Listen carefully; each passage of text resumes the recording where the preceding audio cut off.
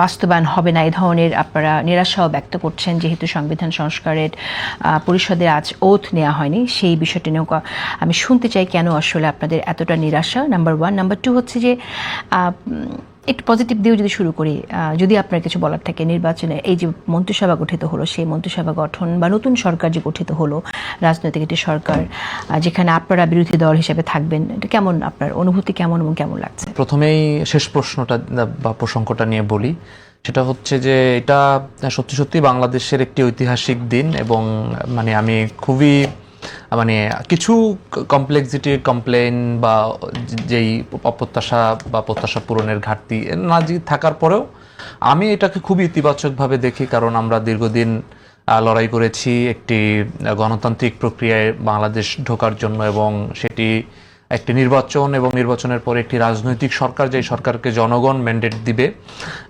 এই নির্বাচনের জায়গা থেকে আমি মনে করি যে বর্তমানে যে সরকারটি হয়েছে সেটি জনগণের ম্যান্ডেট দ্বারাই এসেছে।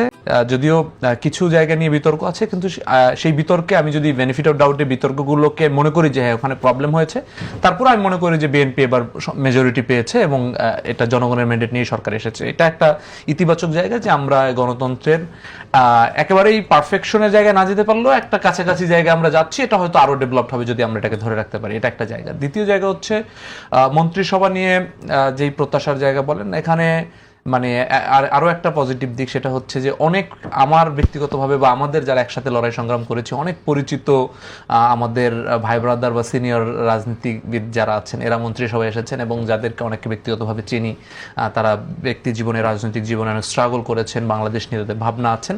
তো তাদের উপরেও এক ধরনের প্রত্যাশা আছে যে তারা বাংলাদেশের বিষয়ে ভালো কিছু করবেন। এটা একটা জায়গা। আবার কিছু কিছু জায়গায় আমরা দেখেছি যে যেমন এই ঢাকা 10-এর যিনি প্রার্থী ছিলেন রবিউল সাহেব, ওনার ব্যাপারে অনেক ধরনের বিতর্ক আছে।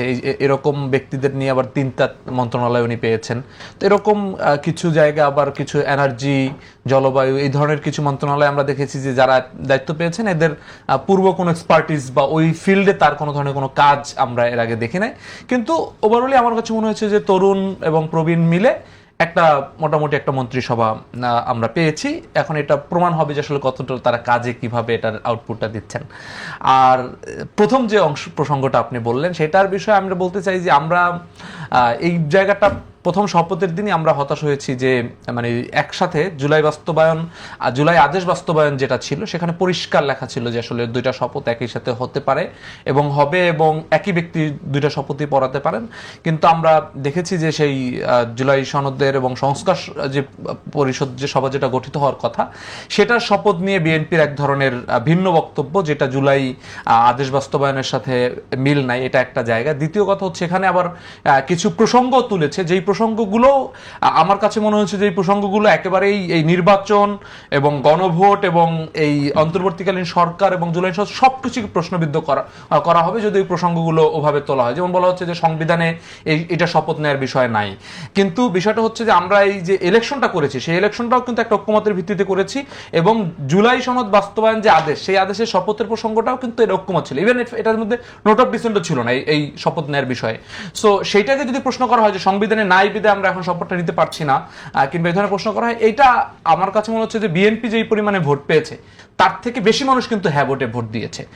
অর্থাৎ বিএনপির যেই ম্যান্ডেট আছে সেম ম্যান্ডেট কিংবা তার থেকে বেশি ম্যান্ডেট এই গণভোটের রায়ের পক্ষে আছে। তো যারা গণভোটে ভোট দিয়েছে এদের অনেকেই তো বিএনপিকেও ভোট দিয়েছে।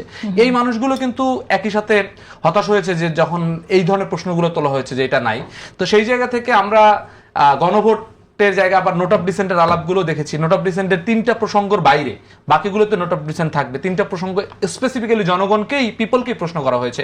সেই বিষয়গুলো আসলে জনগণ রায় অলরেডি দিয়ে দিয়েছে। সেই বিষয়গুলোকে পেঁচানোটা হচ্ছে, এই পেঁচানোটা আমি শেষ করি আপা, সেটা হচ্ছে যে এই পেঁচানোটা বিএনপি সরকারের সাথে যারা সংস্কার চায় কিংবা যারা জনগণ যারা গণভোটে হ্যাঁ দিয়েছে তাদের একটা মুখোমুখি অবস্থান তৈরি করা হচ্ছে।